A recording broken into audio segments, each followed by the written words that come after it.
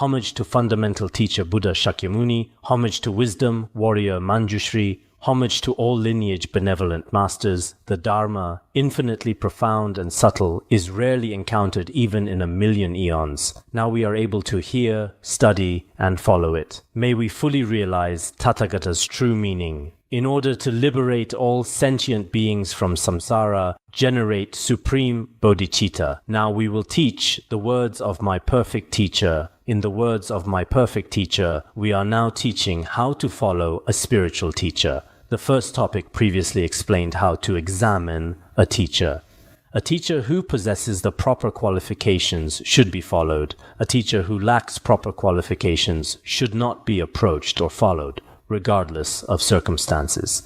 This has been unanimously taught by the Buddha and all great masters. Therefore, in the process of following a teacher and practicing, we should conduct ourselves properly and correctly. Today we discuss how to follow a teacher, which was explained before. After examining the teacher, one can then proceed to follow them. What we call following primarily means following through the Dharma, listening to teachings from the teacher, having the teacher transmit the Dharma to me. After receiving the teachings, this connection is established. Now, many people in the world think that following a teacher means the teacher has verbally acknowledged you as my disciple. The disciple also says to the teacher, "Teacher, can you please accept me? Can you please accept me as your disciple?" When the teacher is in a good mood, he agrees. When in a bad mood, he temporarily doesn't agree. Later, when the teacher has agreed, there's great joy upon agreement. Today, the teacher has agreed to accept me as his disciple. How wonderful! We should have a good meal today because the teacher has accepted me. The boundary of acceptance for many people now is merely the teacher's verbal permission, like a worldly promise. But perhaps great masters, through their blessings and incomparable wisdom, may have such methods of acceptance which we don't exclude. However, I think after studying many sutras and treatises, what is called following a teacher in the sutras and treatises should be establishing a connection through the Dharma, with the teacher transmitting teachings and oneself receiving them. Only after receiving them is the relationship of following established. Now, there are some people who have received empowerments from teachers, have also received some Buddhist teachings, obtained pith instructions and advice, but they don't consider this a form of following at all. They think following is something else entirely. Some have received many teachings from teachers, but still don't acknowledge them as their teacher. Their teacher is someone from whom they've never received any teachings, someone who quietly gave them verbal acknowledgement. I am your teacher, you are my disciple. In this way, perhaps for those of sharp faculties, at the beginning, for example, like Venerable Kashyapa before the Buddha said, "You are my Shravaka." Kashyapa said, "You are my teacher." Through this relationship, those of sharp faculties also obtain the vow essence. This is mentioned in the Vinaya. Perhaps now many teachers and disciples are all like in the Buddha's time, becoming sharp facultied beings. Mutually acknowledging each other in this way is sufficient. The actual transmission of Buddhist sutras and treatises, they don't consider this a relationship of following. This problem is very common in many cities. Therefore, regarding this issue, I hope everyone present should sharpen your wisdom eye and carefully study the sutras and treatises. What exactly does it mean to follow a teacher? This question must be examined. How should one treat the teacher when following? This is also explained here. When following, one should follow with a respectful mind. The method of following should be through obtaining virtue. The boundary of following, I believe, is receiving the Dharma. The Sutra of the Right Mindfulness of Dharma also states, if one explains even one verse of virtuous Dharma to another, then one becomes a good guide to be revered by sentient beings. If someone has proclaimed even one verse of virtuous Dharma to another, then that person should be called a teacher, called a spiritual friend at that time. This disciple, this sentient being, should respect them. From that time onward, one should respect them. It should be different from the previous relationship.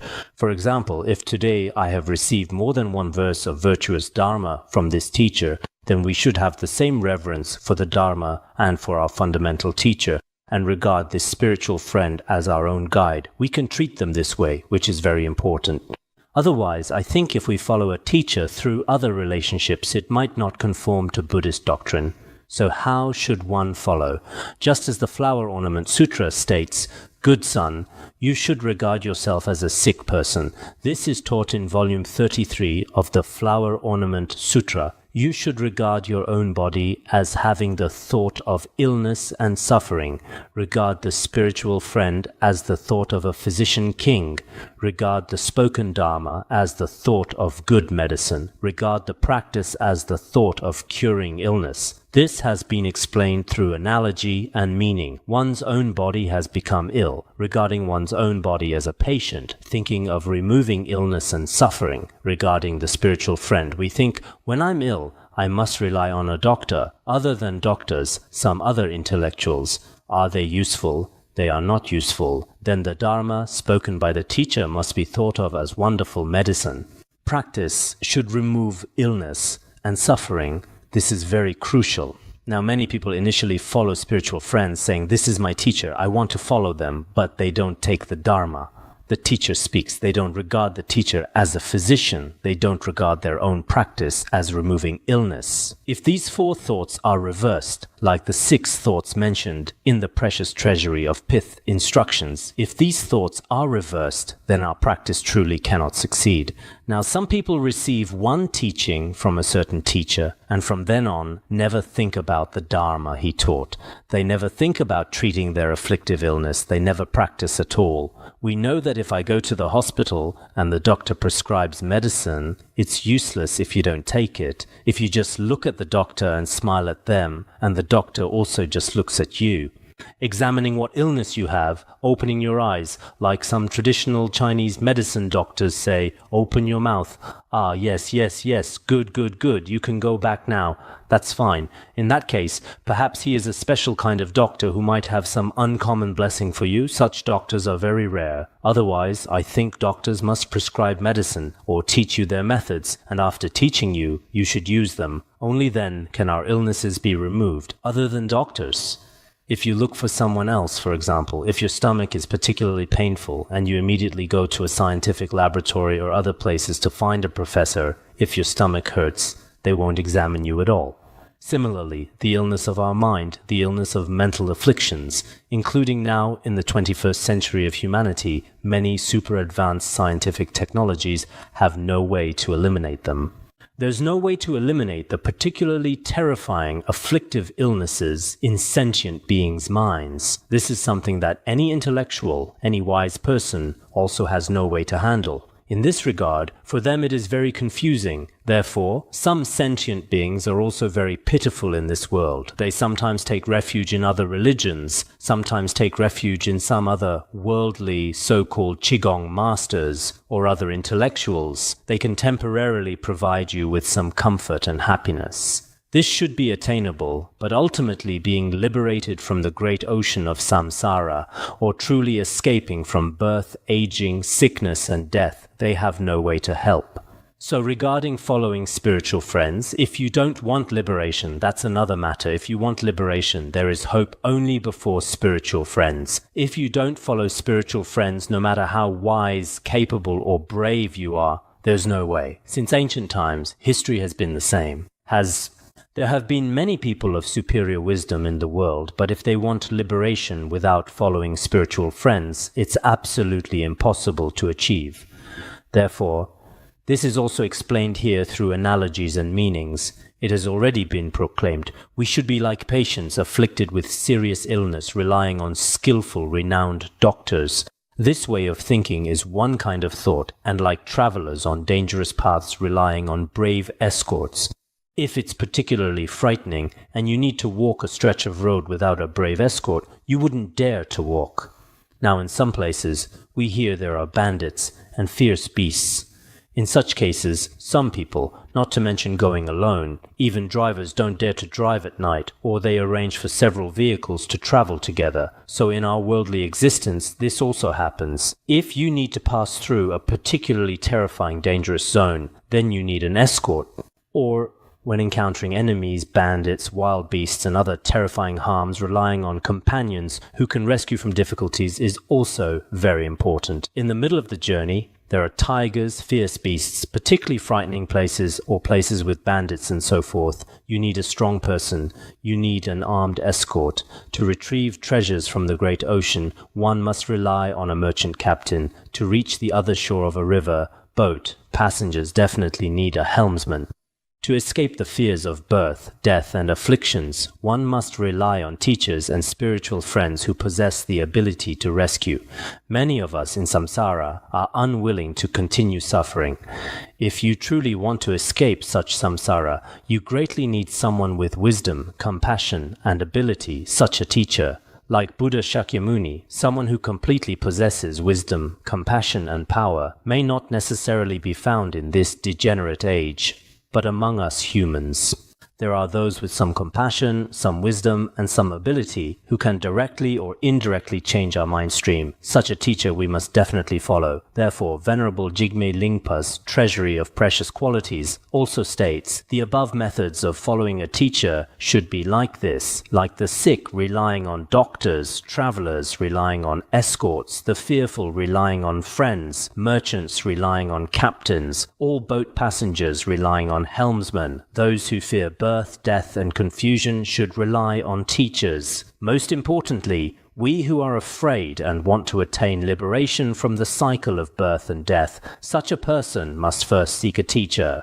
So now in our big cities, some are truly following teachers, some may now truly want to seek a teacher, but going to other places may not necessarily find one truly. But through various means, having already obtained the teacher's instructions, I think obtaining any true spiritual friend's instructions. Actually, following spiritual friends doesn't necessarily mean being with the teacher every day, following every step the teacher takes, sitting beside them when the teacher sits foolishly watching beside them when the teacher eats. This is not necessarily called following. What I consider the purpose of following to be is to fully obtain the wisdom and compassion from the teacher's mind stream, to obtain all of it oneself, the Buddhist doctrines that the teacher understands, the three trainings of discipline, concentration, and wisdom to gradually enable the lineage disciples to obtain these doctrines. This kind of method is called following, so I think following doesn't necessarily require you to always stay with the teacher. Some people are like this. Constantly accompanying the teacher is called following. The teacher doesn't accept me because when the teacher goes out, they don't take me. I'm very pained. Haven't I already followed the teacher? Why don't you take me? Being taken along is not necessarily following. I think what is the purpose of following? It's not necessarily that the teacher takes you everywhere. This doesn't necessarily have real meaning. So now many people rely on teachers in different ways. Some, especially in this current era, I think truly the instructions of some spiritual friends from before now, through various means, let many people know about Buddhist teachings such as the precious human life, impermanence of life, how to practice in the morning when getting up, how to practice in the evening during the day, in daily life, how to integrate the spirit of Buddhism into daily life. All these principles can be fully understood. If understood, this is the doctrine of following a teacher. In the Buddha's time, the Buddha couldn't possibly, as we often see in the Buddha's biographies, those truly brought along by the Buddha's side. Venerable Ananda, Venerable Kashyapa, Venerable Maudgalyayana, just a few people.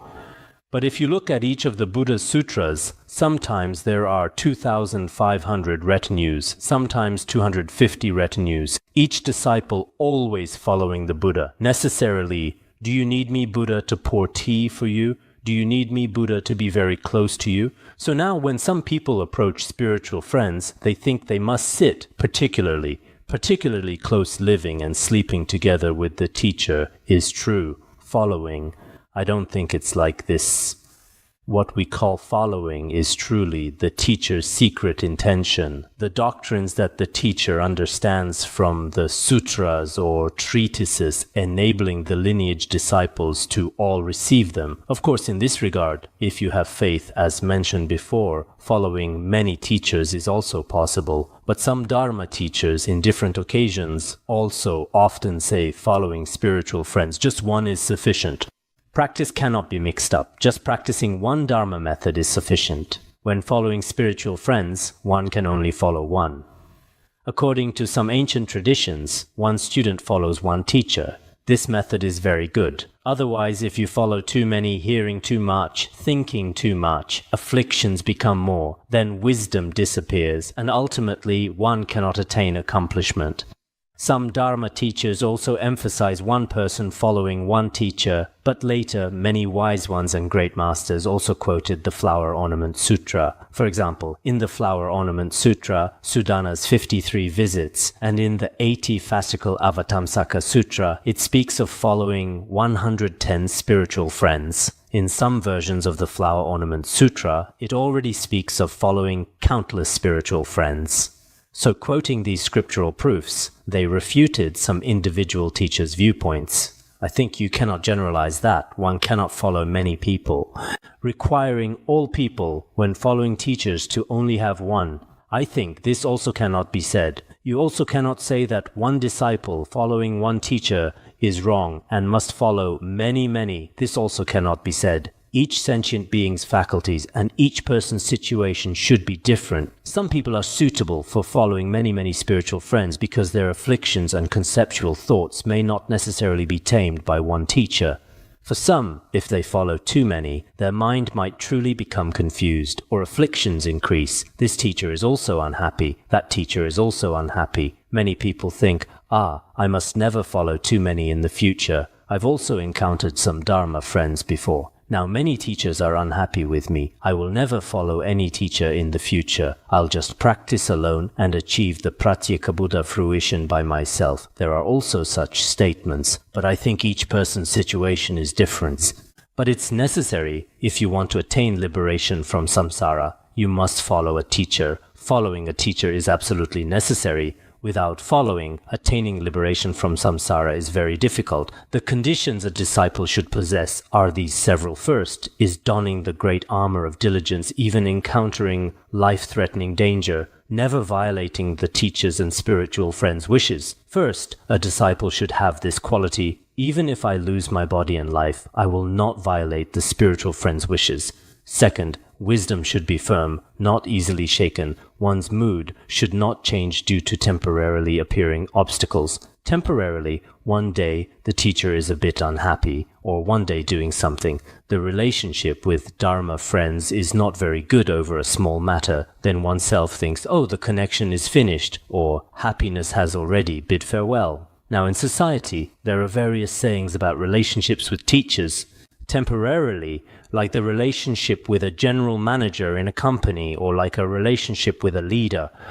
With worldly leaders, when relationship is good, you can live together with them. If the relationship is not good, you can just leave casually. When leaving, you use various attitudes. If you don't need to seek his help later, you can abuse him with various attitudes. But in our Buddhism, following spiritual friends is truly not like this. If you violate a teacher's teachings and abandon a teacher, whether you can achieve accomplishment by following many other teachers is very difficult. Some people think this is a tantric teaching, that this problem doesn't exist in the Sutrayana. I don't accept such people's statements, because if you just look carefully, examine in detail without mentioning others, just look carefully at the Flower Ornament Sutra.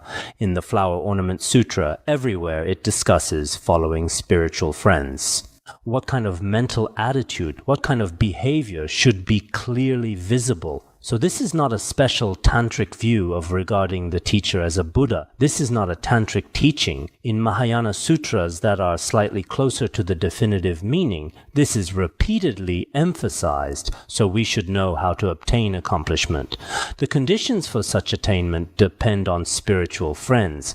Now, who said this? This is what the Buddha told us, not what some other person said. So if we abandon all of the Buddha's teachings, then perhaps there could be such statements. Otherwise, I think there are no other statements.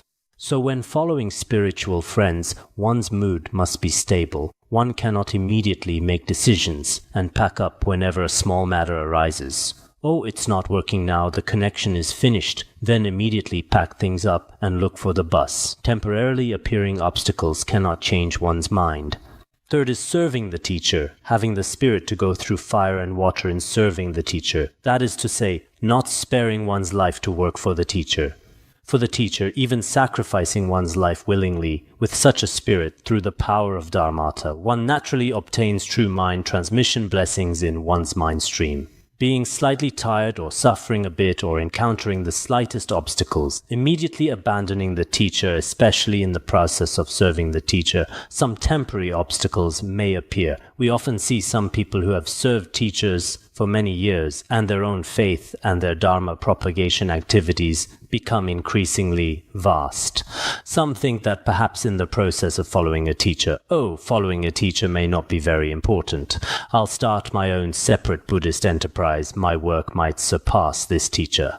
As a result, not only can they not succeed, some may even find that their individual life is in a difficult situation. Such phenomena also exist. Actually, I think if there's truly a spiritual friend in the process of Dharma propagation and benefiting beings, if some people unite with the teacher's intentions and the teacher's aspirations and then work together, it might be very good conditions for oneself to benefit sentient beings. For example, I've often thought about working for the teacher's activities if I relied solely on my own ability to help sentient beings. I'm afraid now, not to mention limitless sentient beings, helping even individual sentient beings with my own power would be quite difficult. But relying on the teacher, through the teacher's conditions, through the teacher's blessings, and combining with his vast activities, there should be very good conditions. I remember it should be stated in the Flower Ornament Sutra, when following a teacher, one should have 10 kinds of minds. What are these 10 minds? First is the attendant mind, the mind of being an attendant and serving. One should always have the mind of serving the teacher toward the teacher. Second is the joyful mind, doing anything for the teacher, or when serving and attending to the teacher, not being gloomy all day, not having afflicted and painful minds all day, not like this, having a joyful mind. Second is the joyful mind. Third is the non-violating mind, not violating the teacher's instructions. Whatever intentions the teacher has, whatever thoughts and requirements the teacher has, trying not to violate even the slightest bit. Though this has some difficulty, but trying one's best not to violate. Fourth seems to be the compliant mind. One must comply with the teacher. When the teacher says up, you say down, insisting on bargaining for a long time. This actually is not very good. Some people deliberately create difficulties for the teacher. Originally, they want to do this thing, but make the teacher suffer for a long time, continuously saying, no, no, no. Keep talking. Only when teacher is particularly disappointed do they slowly agree, making the teacher suffer in the middle for a long time. This is also unnecessary. Fourth is the compliant mind. Then the mind without seeking gain. This is the fifth, having no other interest to seek. Some who want to serve the teacher have their own purposes, their own thoughts, their own other intentions. Not like this, having nothing else, just wholeheartedly serving the teacher. Sixth is the single-minded heart. Perhaps single-minded refers to sincerity. Only the attitude of following the teacher. Nothing else beyond that. Seventh is the same merit mind. The same merit doing any virtuous deeds with the teacher, as Patrul Rinpoche taught in the words of my perfect teacher, even the slightest bit if one makes aspirations together with the teacher. The merit is also shared, so it's the same merit. Mind eighth is the same aspiration mind, common aspiration power. When the teacher does anything, you should make aspirations together with him. Ninth is the Tathagata mind regarding the teacher as Tathagata. 10th is the mind of perfecting activities together with the teacher, commonly perfecting the vast activities of Dharma propagation and benefiting beings' behavior and attitude.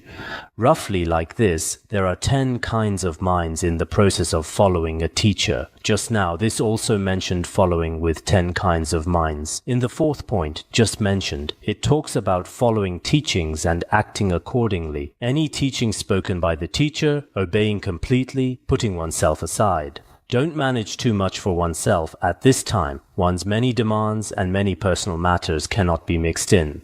Such a person, solely relying on devotion and reverent faith toward the teacher, will definitely attain liberation. The several points mentioned above, if you don't have particularly excessive demands and wholeheartedly want to work for the teacher, then in this way, solely relying on such devotion and faith, one can also attain liberation.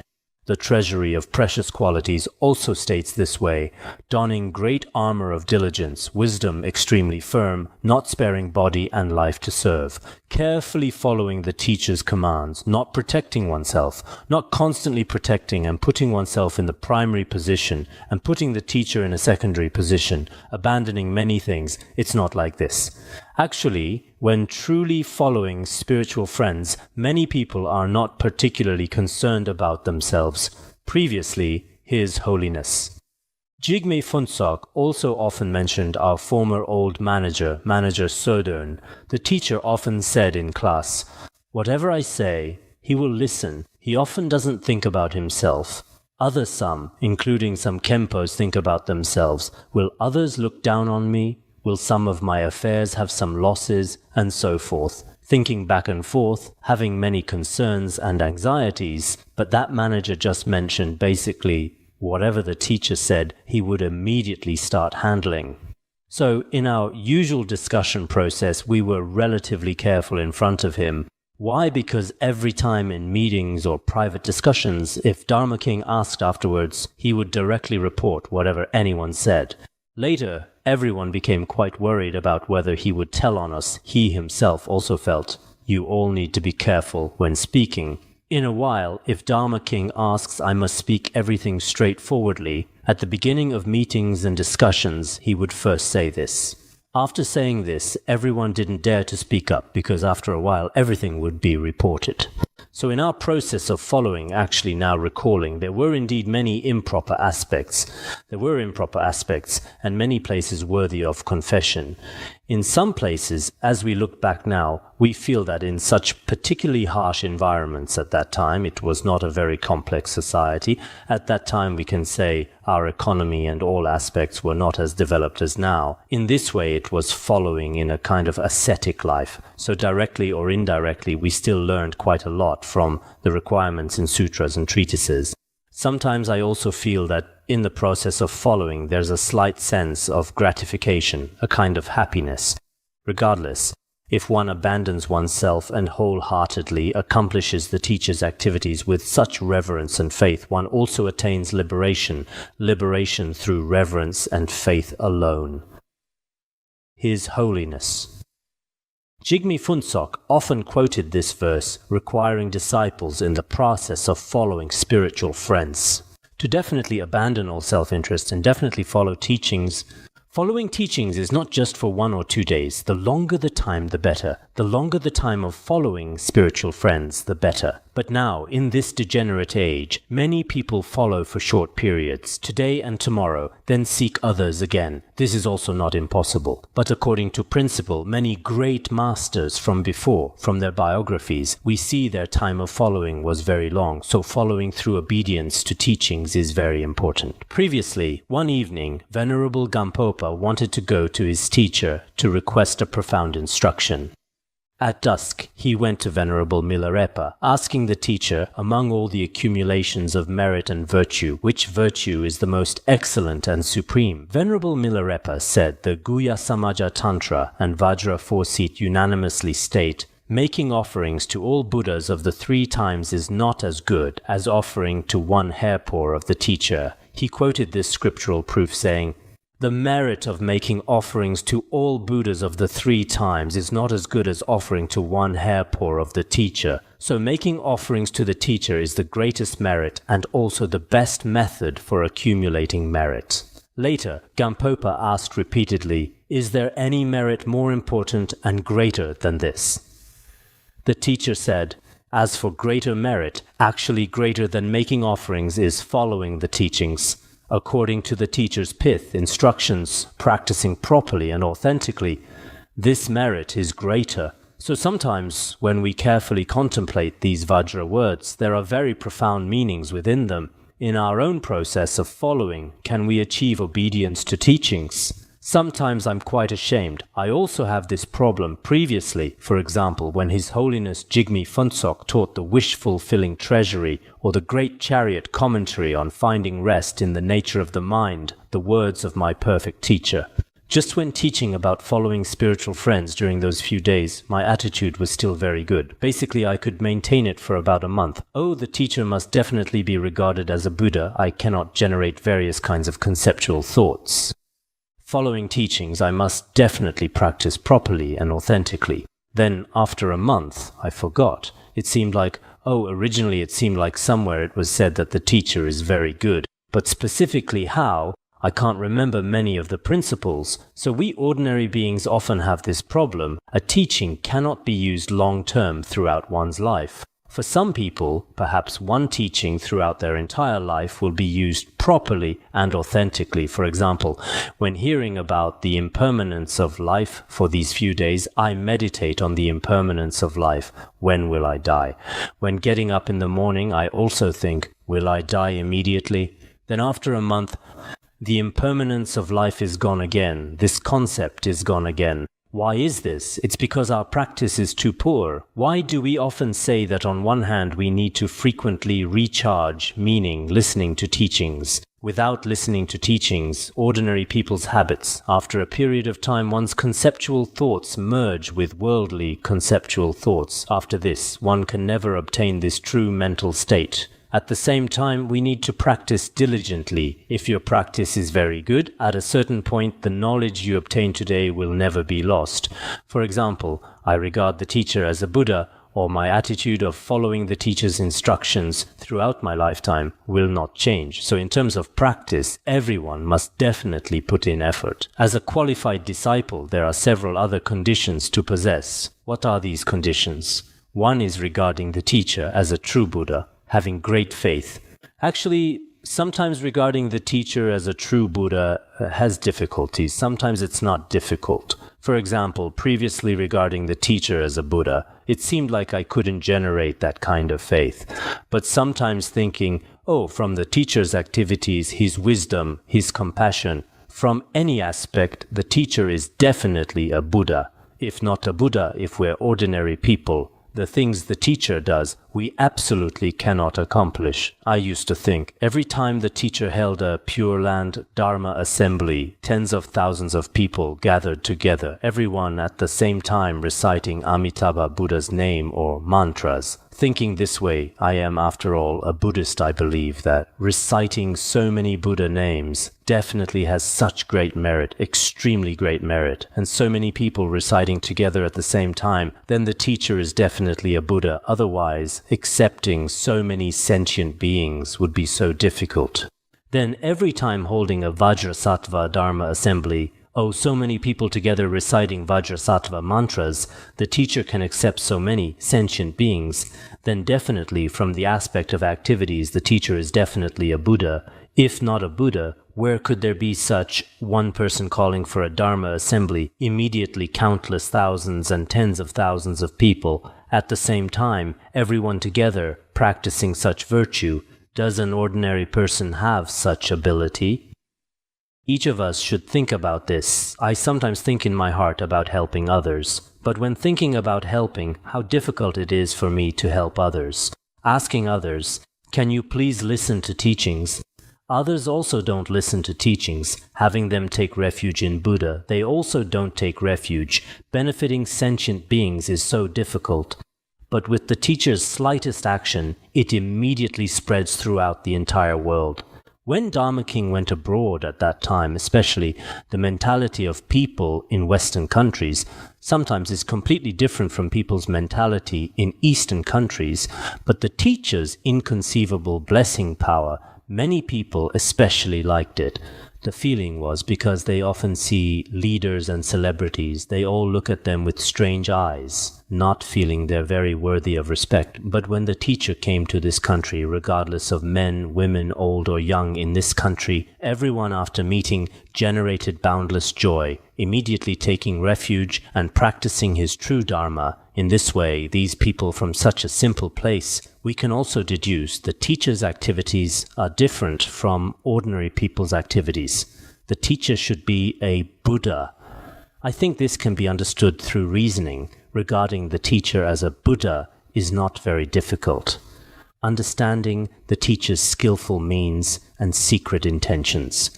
The teacher's skillful means and secret intentions must definitely be known. Because the teacher needs to benefit many sentient beings, his speech and behavior definitely have different profound secret meanings. If he only benefited me, he could speak words suitable for me every day, that would be fine. Then behavior suitable for me in front of me, for example. If I particularly like the appearance of a monk, then the teacher every day in front of me would be a particularly proper monk sitting in front of you.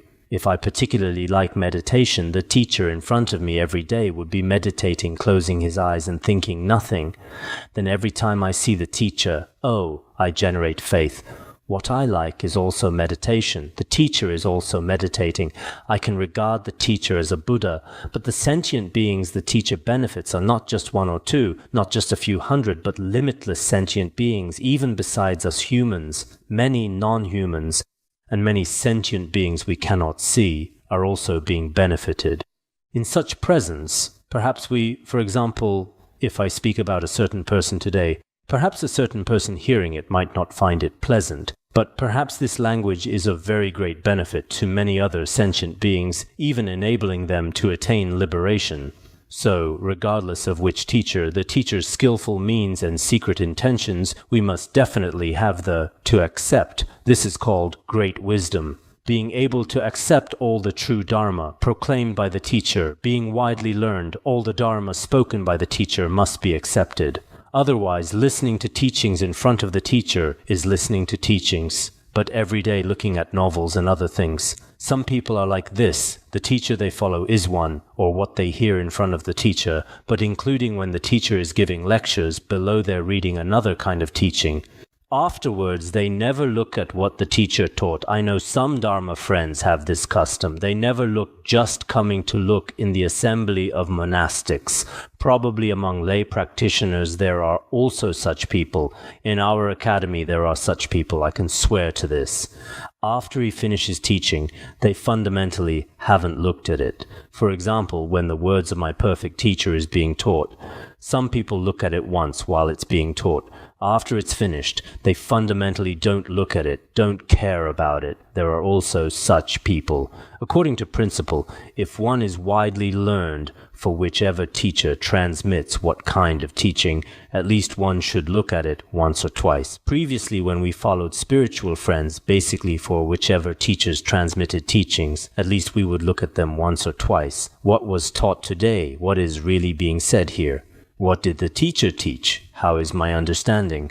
Correlating these two, no matter how busy, every time listening to one or two classes at least, we would look at it once or twice. We always had this custom, but because now it's the 21st century, this is definitely different, showing compassion to those helpless and suffering beings without support or refuge, possessing great compassionate heart. As a true disciple, having great compassion for all sentient beings, respecting the precepts and samaya vows transmitted by the Guru, maintaining pure discipline, body, speech, and mind being peaceful and gentle, having gentle three gates, body, speech, and mind. The physical body, speech, and heart are all relatively gentle, not being particularly crude or stubbornly difficult to tame, not appearing particularly rough, not like this, whether speaking, doing things, or interacting with Dharma friends, everything being particularly rough, the heart being able to accommodate all words and actions of the Guru and Dharma friends, being magnanimous.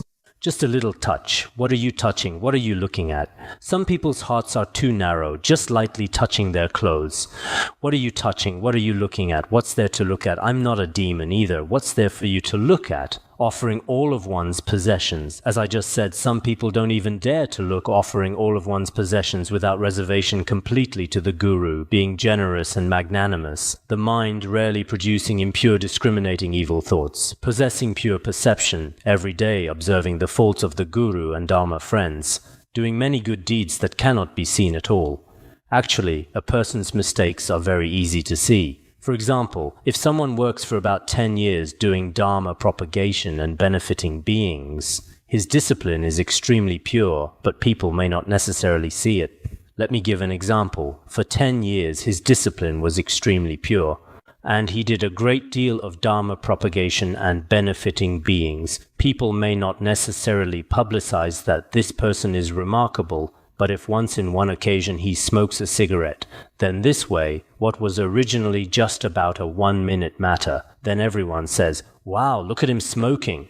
So people's eyes for seeing faults are particularly sharp. The eyes for seeing merit basically cannot see anything. No matter how great the Dharma propagation and benefiting beings work a person does, everyone feels it doesn't matter. This is his own business. So generally speaking, whether toward the Guru or Dharma friends, one should not have many evil thoughts and discriminating thoughts. If there are, one should observe that one's own mind is impure. If one creates negative karma, immediately think that my such evil conduct will certainly receive humiliation from great masters and noble beings. Therefore, one should possess a sense of shame. Actually, shame is very important. It's also mentioned in the Ekottara Agama. Knowing shame and having conscience are actually two great merits. If a person has no sense of shame, all morality in our entire world would be in chaos. For example, wives and husbands, children and parents, or our entire human race, all have different levels. Parents have parental behavior, children have children's behavior. In the world, brothers and sisters have their behavior. If we have no sense of shame, we would all be like cattle and sheep, no different from animal groups. This has already been explained in the Ekottara Agama. It's also mentioned in the Mahaparinirvana Sutra. Previously, there was a person whose house seemed to have caught fire. The clothes outside were all burned. Originally, if he came out naked, he should have escaped this fire disaster, but he was a person with great sense of shame, so for him to come out naked in front of everyone would be particularly inappropriate. Then in the flames, not wanting to come out, he died. After death, Buddha said he obtained the position of heavenly king in the celestial realm for many tens of thousands of years, and later when he came to the human world, he was also a universal monarch. So the merit of knowing shame and having conscience is very great, but current society is not like this. I heard that in Taiwan, America, and including China, now it's quite popular. If one comes out naked, people all welcome it very much, and they themselves feel this is very successful. A celebrity said, "As long as I become famous, that's fine. Everything else doesn't matter. Whether there are clothes or no clothes, it's all the same." If one has a sense of shame, in the process of relying on the Guru, one will also have a sense of restraint. If a person has no sense of shame, then it doesn't matter. The Guru is no different from me. Now, many people believe in excessive democracy and equality. How do they speak? Teachers and students are the same. Gurus and disciples are the same. Fathers and sons are the same. In this way, all social morality becomes chaotic. This is a particularly dangerous kind of ethics. So we have also explained here that having a sense of shame is very important. We must possess these excellent qualities to rely on spiritual teachers. The Treasury of Precious Qualities also says this: possessing faith, wisdom, learning, great compassion, respect for precepts, and gentle 3 gates, being magnanimous, generous, having pure perception, and shame. Furthermore, as a Buddhist disciple, as a disciple of a guru, at all times one's actions should accord with the guru's intentions. One absolutely cannot do things that go against the guru's wishes. One must strictly guard against this. No matter how severely the guru scolds or punishes, one can neither become furious nor bear grudges, just like a tamed fine horse. A tamed, fine horse, no matter how harshly the master beats it with a whip, this fine horse's mentality will not have resentment toward him. For example, with wild dogs or other animals, including cats. If you beat them harshly, they instead roar and prepare to bite you. But fine horses are completely different. If the master beats it every day with a whip or other things, it's like a great practitioner. So as a true disciple, one cannot let the guru scold just a little, and instead scold the guru back, denouncing severely. Previously there was someone who said, "The guru criticized me. I really want to beat him up severely," due to the guru's assignments and so forth, going back and forth without weariness, like a boat or raft. boats and rafts going back and forth never get weary, then when the guru instructs to do any task, one will not have this kind of weariness, being able to bear all good and bad things. The guru instructs, like a bridge. On a bridge, all kinds of good people, bad people, good things, bad things, all will pass over. The bridge will not be unhappy. Today, I only require good things on top, not bad things. It won't have such requirements. Relying on the guru is also like this. Also being able to endure all hardships and difficulties, severe cold and scorching heat like a blacksmith's anvil. Also, regarding all the guru's teachings, obeying completely like a servant. Servants, because they depend on their master, will not have any complaints. Abandoning pride, always staying in a humble position like a broom, giving up arrogance, respecting all beings like a bull with broken horns. A bull with broken horns is often bullied in the herd. So some people say, alas, such and such guru is unfair, the guru bullies me every day. Actually, this is a kind of blessing from the guru to you. You yourself should be like a bull with broken horns. If the guru is often dissatisfied with you, and other dharma friends are also dissatisfied with you, this is a very good method of practice. In the 80-fascicle Avatamsaka Sutra, I remember there are 21 kinds of minds for how to visualize relying, contemplating the mind of the earth, because the earth can bear whatever is placed on it.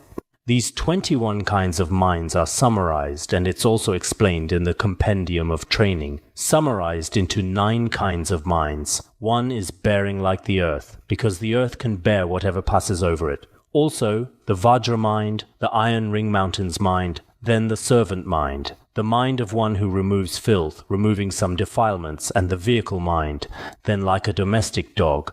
Also boats, filial child, 9 kinds of minds, using this kind of mentality to rely on spiritual teachers.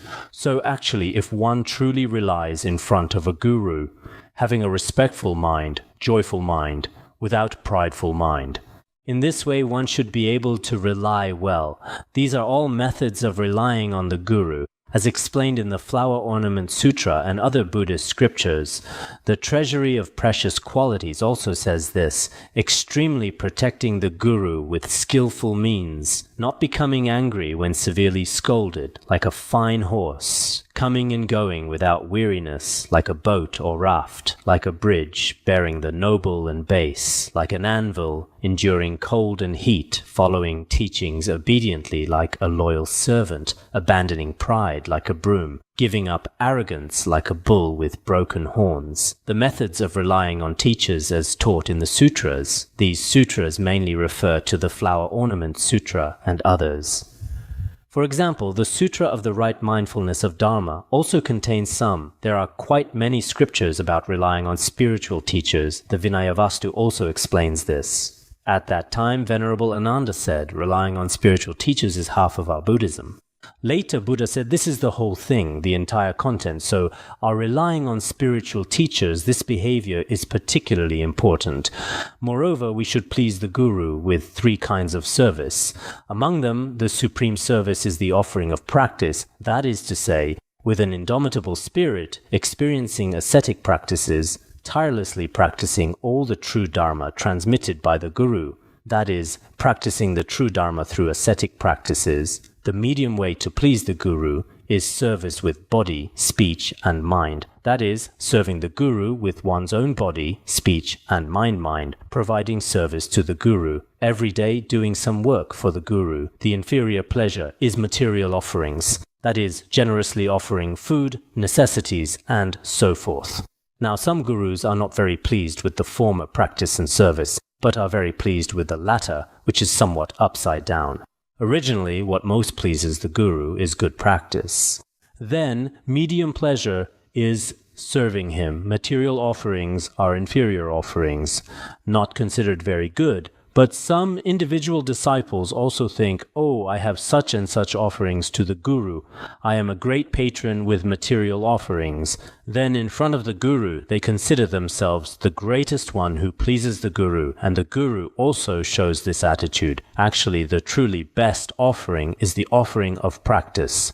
Regarding the offering of practice, some people think it's just practicing every day, including some here, whether for other gurus, some people who volunteer for the guru. I'm very ashamed at year's end. Because I volunteer, I often help and benefit beings a little, but I myself have no offering of practice, so Guru, please don't be angry with me. Actually, it's not like this. If one helps beings, guides beings, benefits beings, it's explained in the Flower Ornament Sutra. This is the supreme offering, the so-called Dharma offering.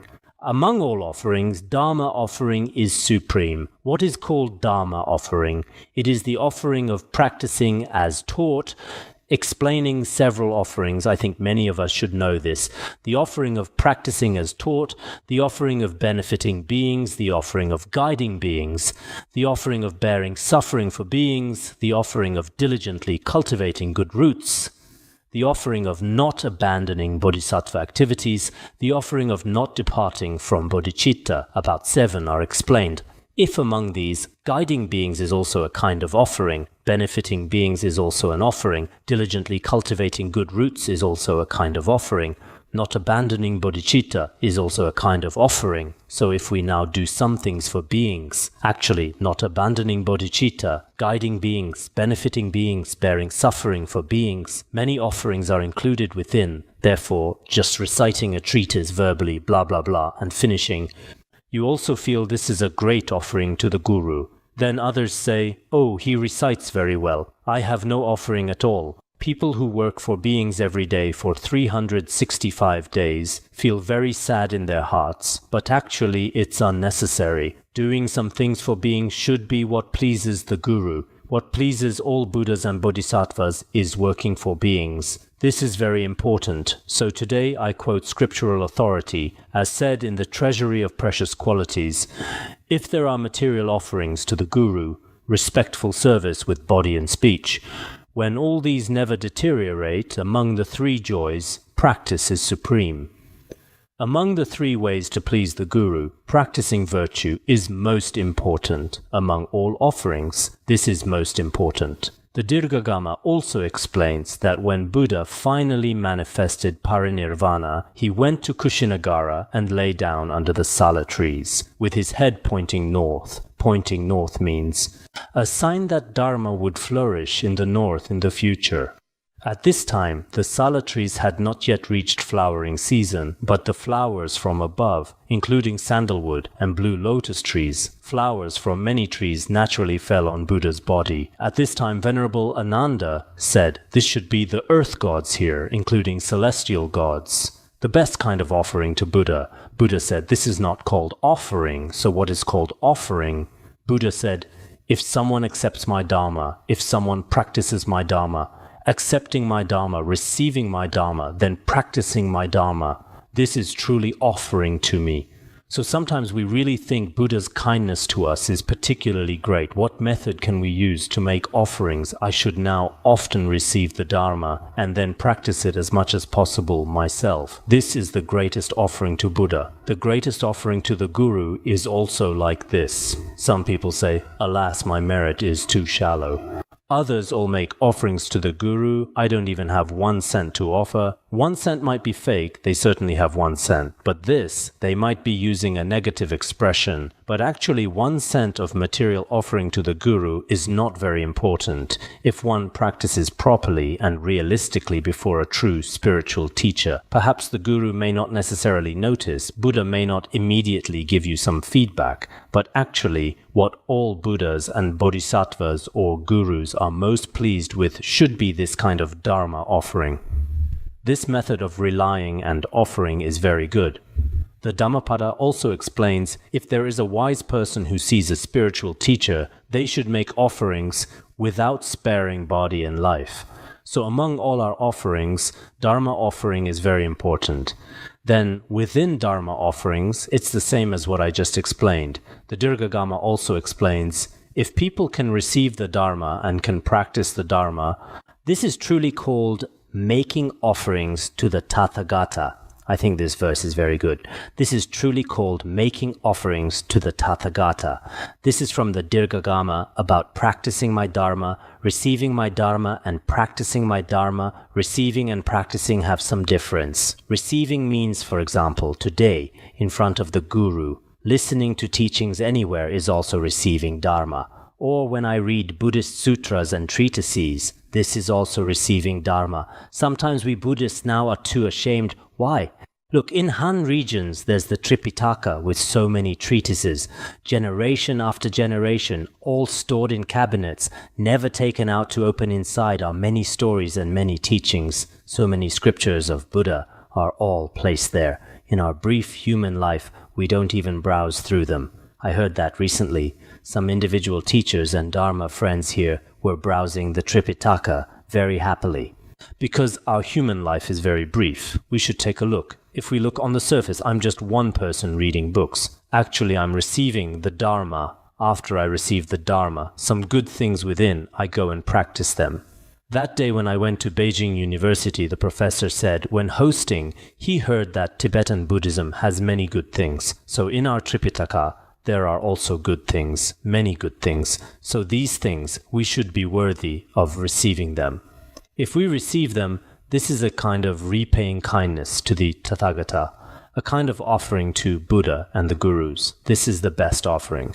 So some people always waste time going everywhere to seek donations. I want to make offerings to the Guru, I now. But some such offerings are not necessarily beneficial to the Guru. Instead, they may have some impact on the Guru's reputation and activities. So each person practicing the Dharma properly according to the teachings is the supreme offering. If the karmic conditions are relatively mature, then making some other material offerings and service offerings are all acceptable, so we must clearly understand this priority. Alright, today we'll conclude here.